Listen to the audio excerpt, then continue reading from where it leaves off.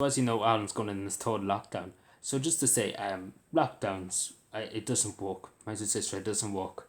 But again, when did logic ever come to this country?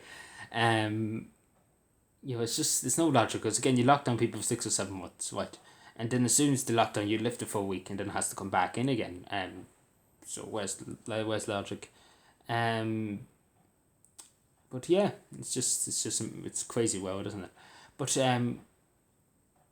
lockdowns, you're prepared to one thing, like you're trying to social distance and things, you're trying to isolate or whatever. And you're not thinking about this, the other parts of it, like businesses and suicides and mental health issues. Like, I talk in a second about mental health issues because that's something that's very prevalent. I want to talk about, but second, I should be talking about a lot more. Um, but yeah, businesses, like business, I don't know how restaurants can cope. I don't know how the pubs, like honest to God, the pubs must be just, every pub in this country must be just like literally they must have nothing left to survive on, because we're open for a week and then they close again. Um, it's just pubs have been hugely affected, and then obviously restaurants they're only open for 10 days and then they close again. Um, and then hairdressers and salons and everything it's been terrible. It's really has been terrible for them because again you have to pay the bills. Bills are still coming in. You still have to pay them. You still have to pay for your staff, your electricity and things like that, etc. etc.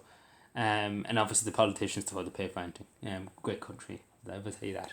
Um, but how can they survive? Because again, you have to look at it from an actual point, like the politicians. As I said, if every politician in this country, every time there's a lockdown, took a 95% pay cut and they wouldn't give them money, and maybe they wouldn't even give them money at all, they were told you're not going to get any money for every time there's a lockdown. Bet you any money in the morning there would never be a lockdown in this country because they wouldn't want to lose out the big bucks. And we'll have to live on. Let's say we put them on the door. We not even put them on. We'd be like Margaret Thatcher. We wouldn't even give them a house. We just leave them on the side of the road. The politicians in Dáil and let them go walk and not give them a cow or anything like that. That'd be what Thatcher would do. And I kind of would say to her that's probably what we need to do to the politicians, teach them a bit of a lesson. For what they're doing, because my God, they don't have much of a heart. For anybody.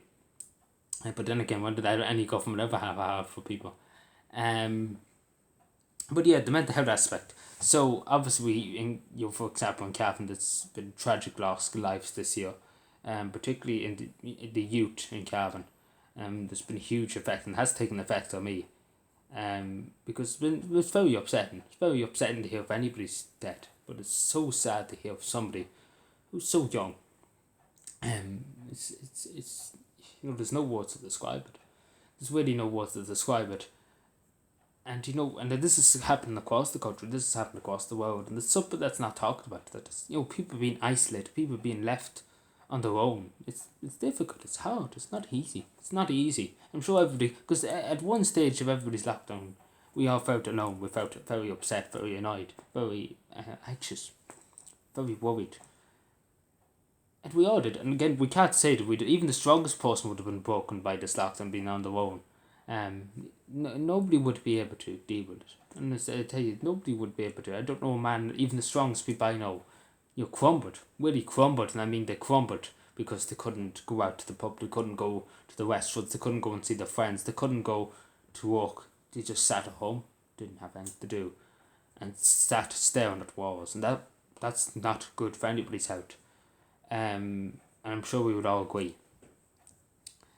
But, again, as I said, I just want to say, before I say anything else, I want to say thank you to everybody in Cavan for fundraising money for So Sad, particularly, because So Sad are on the break, and obviously CAMS, the HSC never fund them anyway, so because again, it's the HSC's fault, because it's going to the big boys at the top, and that's where the funding's going. But yeah, I just want to thank So Sad and Cavan. There's been a huge amount of fundraisers done. We have people of Cavan really opened up their wallets and really helped a lot. So thank you to people. Again, we could joke about it, but it is really not a joke or matter because people in Cavan did extremely go out of the way to help as much as they could. And from the bottom of my heart, as somebody who went to So Sad in February of this year, because obviously it's going through something else, I want to thank you. Because again, these are people that give up their time to help other people. And the voluntary group, they don't get paid by the state. They don't get money. They rely on people who give in money. So from the bottom of my heart, thank you, because again, there was such a great help, and I know the people in So Sad in Cavan really dedicated people, really want to help, go out of their way to help people. And that's what we need. That's what we meet more than people in Cavan. We meet more than people across Ireland. We meet more of them staff who generally care about people, not these people up in Dublin, these politicians that don't give a damn. And I never heard Mary Butler, for example, with the head. This is a bit of a whack, but Mary Butler, for example, I contacted her many times, and I never got a proper response. And I mean a proper response about mental health resources for Cavan, particularly with all the suicides. And I said that to her, and I got none. Really, I was given a wish-wash story. But again, we need somebody who's who's head of minister for mental health, who is willing to empty her pocket if necessary, to keep people well, keep people mentally well, because I don't know how they didn't foresee this to happen and that the services would be overextended, especially with the lockdown. They didn't look into this. They didn't think about it. This government. But it's very difficult. I'm sure everybody would agree it's very difficult. And obviously, I say to people, obviously do talk to somebody. Again, I can't stress that enough to people, not to sit down and say nothing, because you need to talk. You need to talk to people if you're facing problems. Because keeping it to yourself and believe me, I know what I'm talking about, because I went through so much harm and so much so much times I felt so alone. It did no good. Sitting on your own and saying nothing. It does no good to you. It makes it worse. It makes it terribly, terribly worse. And believe me. And as soon as it might seem like a hard thing, as I always say, it seems so difficult to go to someone and say, I'm not coping too well. I'm not doing too well. But after you say them few words, everything just rolls off the tongue. Again, you feel comfortable, you're relaxed. But again, it's just going to the people and saying, look, I need a bit of help. Because again, we all need a leg up, and especially now, we all need our friends in that community around us. And we do need them. We do really need them. But the only thing I say to Minister Butler, I, for a long, long time, even before you, I begged and I pleaded with different TDs and different senators to get more resources. For SOSAD and for ready for CAMS, sorry, not for SOSAD, for CAMS.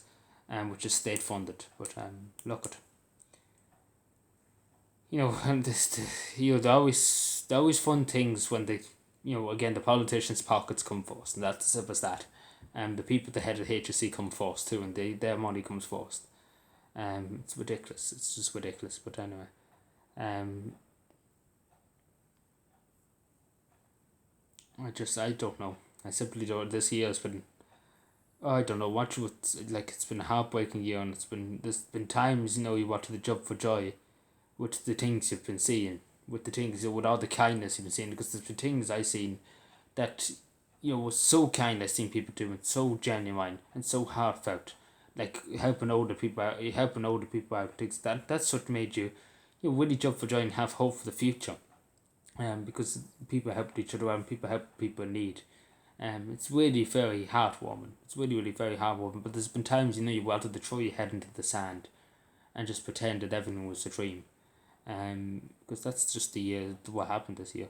But again, there's two sides to everything, and I might as well say straight. But please God, that something will change next year. Please God, that something positive will happen that can basically stop this craziness from happening.